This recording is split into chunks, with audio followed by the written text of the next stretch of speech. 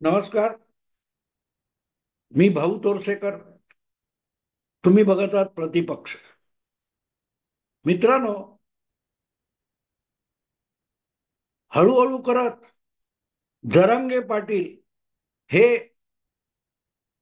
Guinness book of world record मध्ये जाऊ शकतील असं मला वाटतं. उपोषण किंवा आत्मपीडा हा महात्मा गांधी यांनी स्वातंत्र्य लढ्यामध्ये वापरलेला एक प्रकार होता. पण एक फरक होता. महात्मा गांधींनी जे एक आयुध म्हणून स्वातंत्र्याच्या चळवळीत ज्याचा वापर केला, तो उपोषणाचा प्रकार स्वातंत्र्योत्तर काळात अनेक गांधीवाद्यांनी पूर्णपणे हास्यास्पद करून टाकला. त्यामध्ये सगळ्यात वरचा नंबर मला वाटतं अण्णा हजारेंचा लागेल. कारण अण्णा हजारे यांनी आपल्या राळेगण सिद्धी या गावामध्ये जे काही चांगले प्रयोग केले, त्यातून त्यांना प्रसिद्धी मिळाल्यानंतर त्या प्रसिद्धीची हवा अण्णांच्या डोक्यात इतकी गेली की उठसूट उपोषणाच्या धमक्या द्यायच्या किंवा उपोषण करून शासन व्यवस्थेला, राज्यातील सत्ताधारी पक्षाला ओलीस ठेवण्यासारखे प्रकार अण्णा राजरोस करायला लागले. त्यामुळे 1990 वगैरेच्या काळामध्ये, 90च्या दशकामध्ये किंवा 2000 पर्यंत अण्णा हजारे यांचा समाजातला दबदबा खूप वाढला होता. अण्णा हजारे उपोषण करणार की त्याच्या बातम्या सुरू व्हायच्या आणि मग अण्णा हजारेंच्या नेतृत्वाखाली राज्यामध्ये भ्रष्टाचार निर्मूलनाच्या एकापेक्षा एक बातम्या सुरू व्हायच्या. त्यावेळेला आजच्यासारखे चॅनेल्स आणि ब्रेकिंग न्यूज वगैरे नव्हत्या. पण वर्तमानपत्रामध्ये अण्णा हजारेंचा दबदबा किती असेल की 1995-96 मध्ये महाराष्ट्रात महायुतीचं सरकार असताना अवघ्या 20 दिवसामध्ये महाराष्ट्राचे संपादक असलेले कुमार केतकर यांनी 20 दिवसामध्ये अण्णा हजारे यांच्या उपोषणावर 4 अग्रलेख लिहिले होते. एका नामवंत वर्तमानपत्रामध्ये अवघ्या 20 दिवसामध्ये 4 अग्रलेख अण्णांच्या उपोषणावर येत होते. इतका अण्णा हजारेंचा दबदबा होता. पण 2000 साल येईपर्यंत हळूहळू करत अण्णांच्या उपोषणातली हवा संपून गेली. कारण उपोषण अति तिथे माती म्हणतात, त्याप्रमाणे एक फालतू गोष्ट होऊन गेली, रोजची बातमी होऊन गेली. आपल्या मराठीमध्ये उक्ती आहे, रोज मरे त्याला कोण रडे. अण्णा हजारे जर रोज उपोषण करणार असतील, दर महिन्याला उपोषण करणार असतील, तर त्यांची बातमी वाचण्याचाही लोकांना कंटाळा यायला लागला. तर त्यांच्यावर अग्रलेख कोण लिहिणार आणि बातम्या तरी कोण लिहिणार. पण अण्णा हजारे हे सुद्धा त्या काळामध्ये माध्यमांनी उभं केलेलं एक बुजगावणं होतं. आणि याची कबुली त्यावेळेला कुमार केतकरांनीच, जे लागोपाठ 4 अग्रलेख लिहिले होते युती सरकारला बदनाम करण्यासाठी, त्यातून मिळते. आपल्या एका अग्रलेखामध्ये कुमार केतकर म्हणतात, अण्णा हजारे हा तर 65व्या घरातला बादशाह आहे. त्यामुळे 64 घरातलं, बुद्धिबळाच्या पटावर 64 घरं असतात, त्या 64 घराच्या मर्यादेत राजकारण करणारे आहेत. अशा राजकीय पक्षांना, सत्ताधाऱ्यांना किंवा विरोधी पक्षांना 65व्या घरात जाऊन बसलेल्या अण्णा हजारेंना कुठलाही शह किंवा काटशह देता येणार नाही. इतके अण्णा हजारेंचं कौतुक केलं होतं. पण चौथा अग्रलेख लिहिताना अण्णा हजारे म्हणजे शिवसेना भाजप युतीचा रिमोट कंट्रोल असलेल्या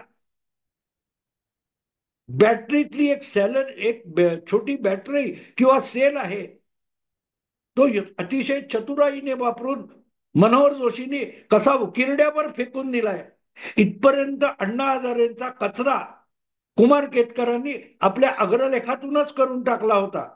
आणि हळूहळू करत 1999 साली महाराष्ट्रात राजकीय स्थित्यंतर सत्तांतर झालं आणि अण्णा हजारे हे अडगळीत जाऊन पडले ते 2012 पर्यंत, 2010-11 पर्यंत, सॉरी 12 नाही, 2010-11 पर्यंत अण्णा हजारेंना महाराष्ट्राच्या राजकारणात आणि सार्वजनिक जीवनात पूर्वी इतकी प्रतिष्ठा राहिली नाही.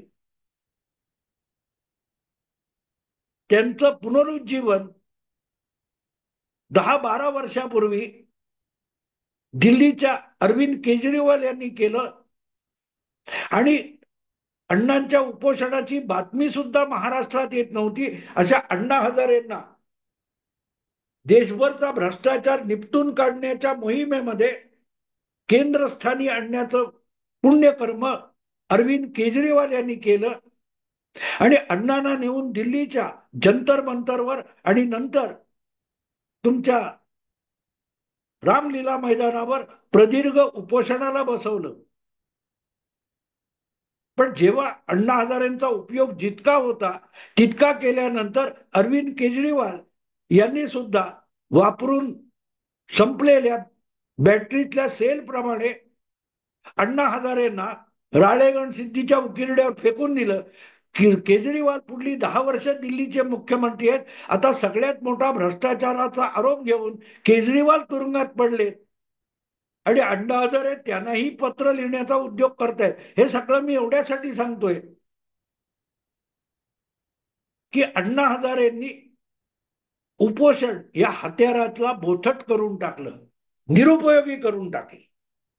अलीकडल्या काळात त्याच हत्याराला नव्याने धार लावून मराठा आरक्षणाचं निमित्त पुढे करून तुमचे मनोज जरांगे पाटील यांनी उपोषण हे अजूनही प्रभावी हत्यार आहे हे दाखवण्याचा प्रयत्न केला. पण स्वातंत्र्य मिळवताना ब्रिटिशांना भारतातून पळून जायची वेळ आणली.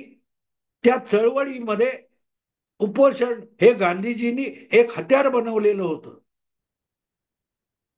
पण ते हत्यार वापरताना त्याची धार बोथट होऊ नये याची काळजी गांधीजी घेत होते. गांधीजींच्या उपोषणामध्ये फक्त अन्न त्याग इतकाच मुद्दा नव्हता. त्यांच्या उपोषणाची ताकद त्यांच्या उपाशी राहण्यापेक्षा अन्न त्यागापेक्षाही गांधीजींच्या उपोषणाची ताकद उपोषण काळात मौन व्रत धारण करण्यामध्ये होती.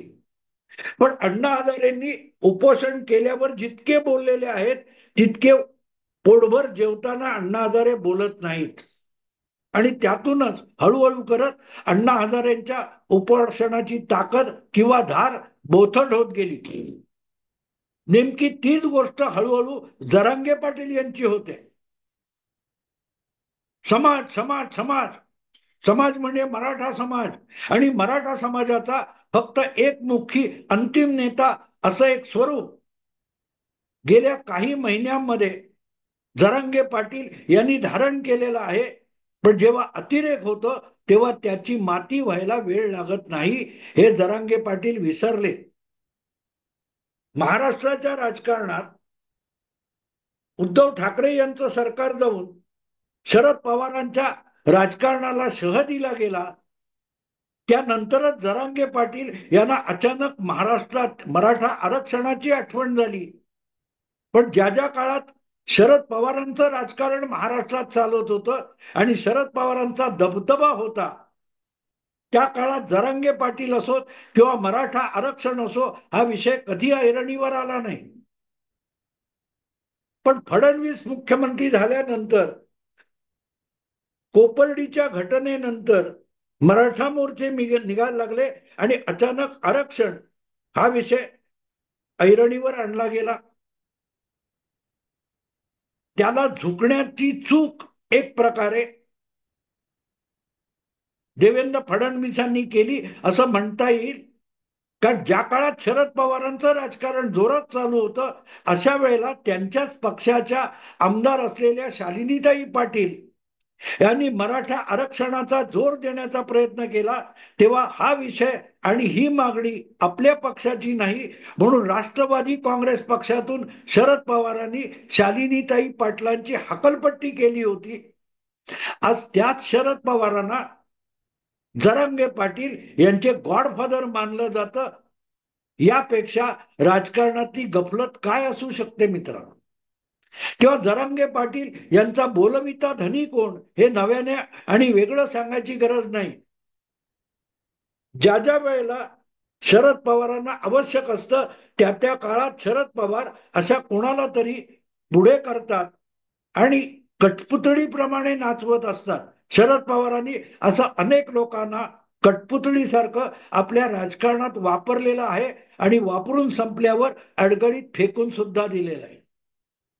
अण्णा हजारे शरद पवारांच्या इशाऱ्यावर उपोषण करत होते असं मी कधीही म्हणणार नाही, पण जेव्हा करत होते तेव्हा शरद पवारांनी आपली सगळी प्रचार यंत्रणा अण्णा हजारे यांच्या पाठीशी उभी केली होती आणि सत्तांतर झाल्यानंतर अण्णा हजारेंच्या फुग्यातली हवा सुद्धा शरद पवारांनीच काढून घेतली असंही म्हणता येईल. कारण महाराष्ट्रातल्या माध्यमांवर शरद पवार कायम राज्य करत आलेले आहे. ज्या माध्यमांनी महायुती शिवसेना भाजप युतीच्या काळात अण्णा हजारेंना मोठं केलं त्याच माध्यमांनी अण्णा हजारेंकडे नंतरच्या काळात पाठ फिरवली. हा सगळा इतिहास मी मुद्दाम सांगतोय कारण परत एकदा लोकसभेच्या निवडणुकीपूर्वी फडणवीस त्या निमित्ताने महायुती आणि भाजप यांच्या विरुद्ध गरळ ओकणारे जरांगे पाटील निवडणुकीच्या आचारसंहिता काळात गप्प होते आणि ती संपल्यानंतर विधानसभेपूर्वी जोशात आलेले. विधानसभा निवडणुका संपल्या की पुढच्या 4 वर्ष निवडणूक काळ नसणार आहे तेव्हा जरांगे पाटील यांचा अण्णा हजारे व्हायला वेळ लागणार नाही. ज्या माध्यमांनी जरांगे पाटील नावाचं एक बुजगावणं उभं केलंय किंवा एक फार मोठा काय तो बागुलबुवा उभा केलेला आहे तीच माध्यम जेव्हा जरांगे पाटील यांच्याकडे पाठ फिरवतील तेव्हा त्यांचाही अण्णा हजारे होणार यात शंका नाही. पण अण्णा हजारे आणि जरांगे पाटील यांच्यामध्ये एक मूलभूत फरक आहे. अण्णा हजारेंनी आपल्या आंदोलनाचा कधीही हिंसक वळण लागू दिलं नाही. जरांगे पाटील आपल्या आंदोलनाच्या हिंसक चेहऱ्याचं देखील समर्थन करतात. अंतरवली सराटीमध्ये त्यांचं उपोषण चालू असताना तिथे जो हिंसाचार माजला त्या हिंसाचाराने जरांगे पाटील यांना अचानक वारेमाप प्रसिद्धी मिळाली आणि महायुती सरकारला बॅकफुटवर जावं लागलं. त्याचा फायदा घेत घेत जरांगे पाटील इथपर्यंत सरकलेले आहेत. पण हळूहळू करत त्यांचा ब्राह्मण विरोधी किंवा देवेंद्र फडणवीस विरोधी चेहरा समोर येत चाललाय.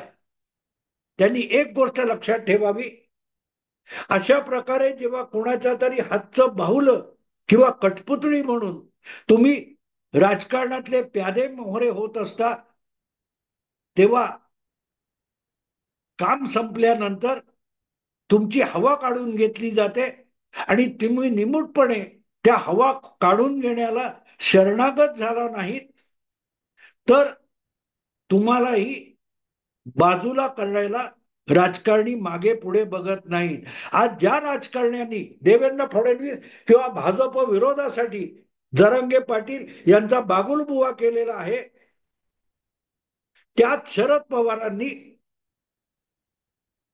2 वर्षापूर्वी एक गंभीर इशारा दिला होता. तुम्ही विसरला असणार ऐकणारे किंवा बाकीचे लोक विसरले असतील तर मी मुद्दाम त्याची आठवण करून देतो. शेतकरी आंदोलन 3 कृषी कायद्याच्या विरोधात जे झालं त्यानंतर जे प्रकरण पेटलं होतं ते प्रकरण फक्त पंजाब आणि थोडंफार युपी हरियाणातल्या शेतकऱ्यांचं आंदोलन होतं. त्या आंदोलनाला हिंसक वळण लागण्याची चिन्ह दिसायला लागली तेव्हा शरद पवारांनी एक गंभीर इशारा दिला होता. की अशाच आंदोलनातून देशाच्या एका पंतप्रधानाला आपला जीव गमावण्याची पाळी आलेली आहे. तो जीव गमावणारा पंतप्रधानाचं नाव होतं इंदिरा गांधी. इंदिरा गांधींनी भिंद्रनवाले यांचा बिमोड करायचं ठरवलं आणि तशी कृती, लष्करी कृती थेट अमृतसरच्या सुवर्ण मंदिरावर केली होती. त्याचा सूड घेतानाच इंदिरा गांधींचा बळी घेतला गेला होता. पण हा सगळा इतिहास काँग्रेसच्या एका पंतप्रधानाचा शहीद व्हावं लागलं हे सांगताना एक गोष्ट लपवली जाते की भिंद्रनवाले नावाचा बागुल बुवा खुद्द इंदिरा गांधींनी उभा केला होता. 1977 साली आणीबाणी उठल्यानंतर देशामध्ये जे सत्तांतर झालं आणि जनता पक्ष सत्तेत आला, त्या जनता पक्षाच्या सरकारमध्ये अकाली दलाचा सुद्धा समावेश होता. प्रकाश सिंग बादल हे अकाली दलाचे सर्वोच्च आणि सर्वेसर्वा नेता जनता पार्टीच्या सोबत होते आणि जनता पार्टीच्या मोरारजी देसाई सरकारमध्ये मंत्री सुद्धा झाले होते. आणि लवकरच झालेल्या विधानसभा निवडणुकीत पंजाब सुद्धा जनता पक्षाच्या सोबत अकाली दलाने जिंकला होता. त्या जनता पक्षाला राजकीय दृष्ट्या अडचणीत आणण्यासाठी इंदिरा गांधींनी आपले सहकारी पंजाबचे माजी मुख्यमंत्री ग्यानी झैल सिंग यांना हाताशी धरून भिंद्रनवाले नावाचा बागुलबुवा उभा केला होता. एका साध्या सामान्य गुरुद्वारामधला हा एक सामान्य दर्जाचा धर्मगुरू भिंद्रनवाले, जर्नेल सिंग भिंद्रनवाले याला अकाली दलाचाच एक ठराव हातात देऊन ग्यानी झैल सिंग यांनी अकाली दलाविरुद्ध एक हिंसक आंदोलन पंजाबमध्ये सुरू केलं, जेणेकरून अकाली दल आणि पर्यायाने जनता पक्ष अडचणीत यावा ही इंदिराजींची योजना होती. अकाली दलाने कधी काळी अनंतपूर साहिब प्रस्ताव म्हणून 10 मागण्यांचा प्रस्ताव सादर केला होता. तो प्रस्ताव घेऊन भिंद्रनवाले यांनी आंदोलन सुरू केलं आणि अकाली दलाला अडचणीत आणता आणता जे आंदोलन पाकिस्तानच्या ताब्यात जाऊन खलिस्तानी आंदोलन झालं, त्यातूनच भिंद्रनवाले हा इतका मोठा होत गेला की त्याने संपूर्ण पंजाबला आणि शीख समाजाला ओलीस ठेवण्यापर्यंत परिस्थिती गेली. त्यालाच खलिस्तानी आंदोलन म्हणतात, ज्याचा प्रणेता दिसायला जर्नेल सिंग भिंद्रनवाले होता, पण त्याला फूस लावणाऱ्या खुद्द इंदिराजी होत्या आणि ग्यानी झैल सिंग होते. अखेर त्या आंदोलनाने पाकिस्तानचा आसरा घेतला, कारण हे आंदोलन यशस्वी झाल्यानंतर इंदिराजींनी आणि ग्यानी झैल सिंग यांनी भिंद्रनवाले यांच्या पोटातली हवा काढून घेण्याचा प्रयत्न केला, पण त्याचा उपयोग झाला नाही. भिंद्रनवालेच्या आंदोलनातून हळूहळू करत पसरत गेलेला असंतोष हा पंजाबभर पसरला आणि त्याला आवर घालण्याची वेळ खुद्द इंदिरा गांधींवर आली. जो भस्मासूर निर्माण केला तो आवरताना खुद्द इंदिराजींचा बळी गेला, हे विसरता कामा नये. आणि आजही त्याचे दुष्परिणाम संपूर्ण देशाला भोगावे लागत आहेत. तेव्हा भिंद्रनवाले म्हणजे काय हे समजून घेतलं पाहिजे. जरांगे पाटील यांच्या आंदोलनात हवा भरणारे आपल्या तात्पुरत्या राजकीय स्वार्थासाठी जे काय करतायत ते आंदोलन अधूनमधून हिंसक स्वरूप धारण करतं, हिंसेचा आवाज उठवतं, हिंसा करण्याच्या धमक्या देतं. जरांगे पाटील यांचा भिंद्रनवाले होऊ लागल्याची ही लक्षणं आहेत. त्यांच्या आंदोलनात हवा भरणाऱ्यांनी ही वस्तुस्थिती लक्षात घ्यावी. ज्या शरद पवारांना किसान आंदोलनाच्या निमित्ताने इंदिराजींचा खलिस्तानी आंदोलनाने घेतलेला बळी आठवतो, त्यांनी जरांगे पाटील हे हिंसक आंदोलनाच्या समर्थनासाठी हिंसा करणाऱ्यांवरचे खटले मागे घेण्यासाठी आग्रह धरतात, तेव्हा भिदरणवालेला विसरू नये. शरद पवार विसरलेले नाहीत. म्हणूनच किसान आंदोलनात पंतप्रधानांच्या जीवाला धोका आहे हा इशारा जेव्हा देतात, तेव्हा आपण ज्या जरांगे पाटलांना छुपी मदत करतोय, ती मदत कोणाच्या अंगलट येईल याचा सुद्धा जरांगे समर्थकांनी गंभीरपणे विचार केला पाहिजे. कारण आज जरांगे पाटील हा बागुलबुवा झालेला दिसतोय, पण उद्या सत्तांतर झालं तर तुम्ही थोपवायचा प्रयत्न कराल, तेव्हा जरांगे पाटील यांनी पसरवलेली विषवल्ली, विषारी प्रचार अपप्रचार थांबवणं तुमच्याही आवाक्यात राहणार नाही. जसं भिदरणवालेला आवरणं हे ज्ञानी झैलसिंग आणि इंदिरा गांधी यांनाही आवरणं शक्य झालं नाही आणि त्याचा एक भस्मासुर होऊन गेला, तेच स्वरूप महाराष्ट्रातल्या मराठा आरक्षणाच्या निमित्ताने होणाऱ्या आंदोलनाचं होऊ नये याची आठवण करून द्यावीशी वाटते.